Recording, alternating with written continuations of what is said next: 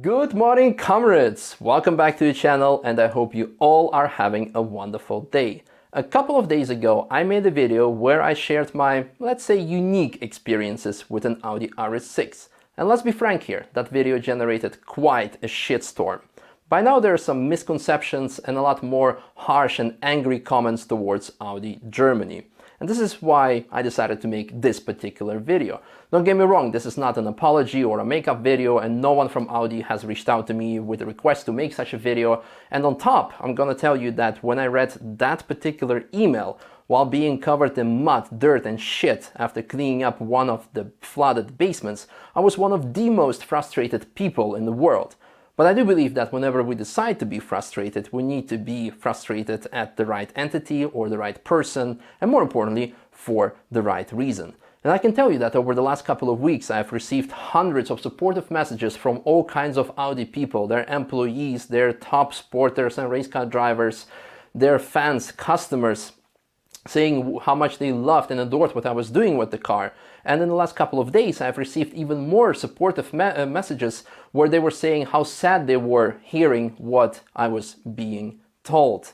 And if we're going to talk maybe even about RS6 for a moment, the hero car of this event, it was developed by very passionate engineers, skilled workers, and then the board of directors decided to finally sell the car in the United States after quarter of a century that the people from US have been asking for it, and everyone was loving it. And speaking of board of directors, it's not that they had an emergency meeting after seeing some of my videos and asked one of the PR people like, hey, you need to retract the RS6 immediately and tell Misha how bad of a person he is. No. One person sent an email which was a reply to my email, and something I will tell you more about later in this video. And the contents of that email I briefly mentioned in one of my videos, the RS6 video. And this whole thing resulted. I also have to underline that it was never my intention to hurt Audi as a brand, because if it would have been, then the title, the thumbnail, and more importantly, the contents of the video would have been completely different with supportive posts on Instagram and other channels.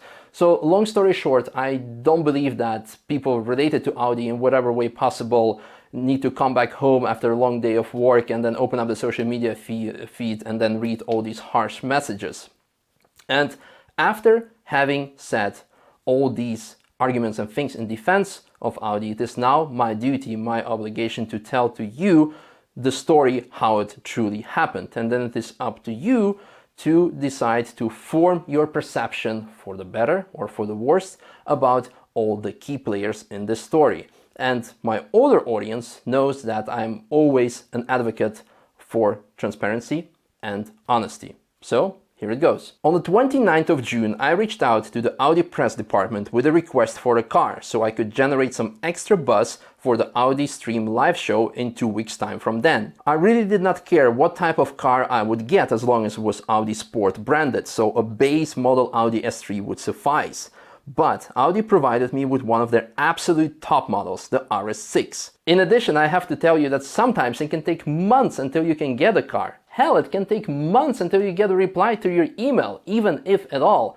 And I'm speaking just from general experience from working in the automotive sector. This does not apply just to Audi. So I do believe that Audi deserves some credit for the way they handled my request. On the 13th of July, I received the car and immediately did some laps on the Nürburg Nordschleife with it. This, by the way, I did without asking for Audi's approval, something that you usually should do.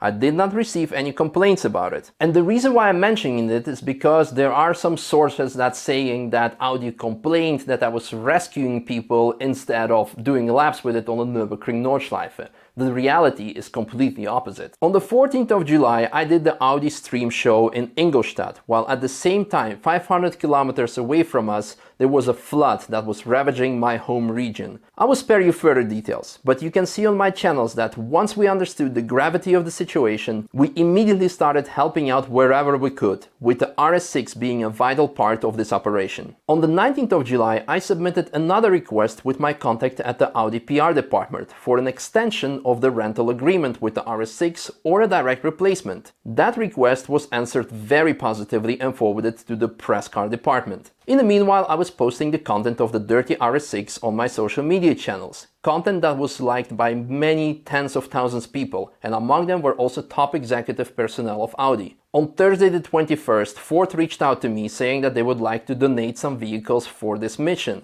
Hence, the urge for RS6 replacement or extension of its contract was gone. Therefore, I did not follow up on my request to Audi. However, I felt that Audi could do something more with the situation and also with all the positive buzz that the car was receiving from all the audiences in this dire situation. Some of the followers have proposed to auction the car off and donate the proceeds to the good causes around the flood victims. It may sound crazy, but I personally believe that this would have been the ultimate PR move that Audi could have pulled. Not only did the car have a story connected to the flood, also Audi was and currently still is running a fundraiser. There, they asked the employees to donate the money to the cause, and Audi pledges to top up the employees' donation to a six-figure amount. This idea would not only raise awareness for the car itself, the story behind it, the car model range, the RS6s and all the RS models and the base Audi models, the brand itself in total, also the fundraiser, and most importantly, awareness for this whole flood catastrophe.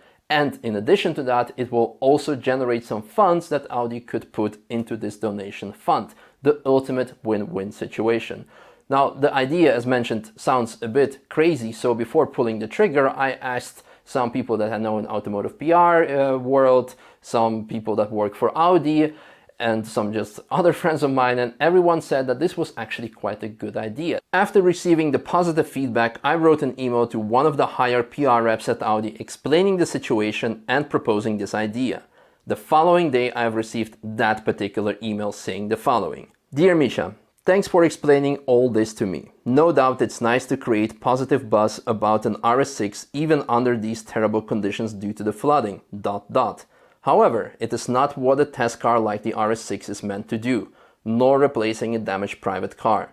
Please return the RS6 test vehicle according to the contract. I sincerely hope the car will be in flawless condition. Best regards. Now, a written communication is a very delicate thing. One person can write something and mean something, and the other person that's reading it can perceive completely something else. So the sentence saying it is not what a test car like the RS6 is meant to do could either mean it is not meant to help people, or it is not meant to be auctioned off, or two things at the same time because of everything that I mentioned in my email. Nor replacing a damaged private car.